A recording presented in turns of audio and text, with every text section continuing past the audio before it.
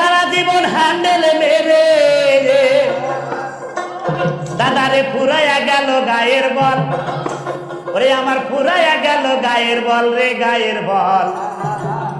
শ্বশুর আমায় দান করেছে হ্যান্ডেল মারার কল, দাদারে শ্বশুর আমায় দান করে। ধুর, এসব কাজ কামার ভাল লাগে না। ওহো, বন্ধু সে কইলো 14 তারিখে যুদ্ধ হবে, তো যাই বাড়ি গিয়ে একটু শরীরে একটু ভালো মন্দ খাই, একটু শরীরটা একটু ফিটফাট করি। হ্যাঁ, ফিটফাট করে একটু তত্তাজা হই, বডি টডি বানাই। আমার এই মেশিন টেশিন একটু ধার ধর দেই, সুন্দর করতে কিন্তু। চল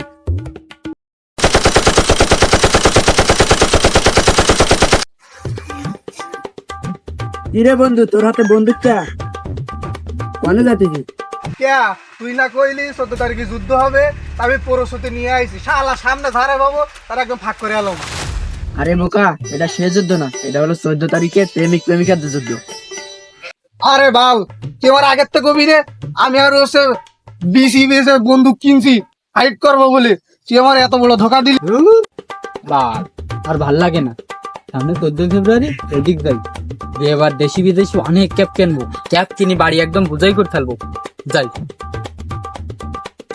ডিম, ড্রাগন, কলা, কিশমিশ, কাজু বাদাম,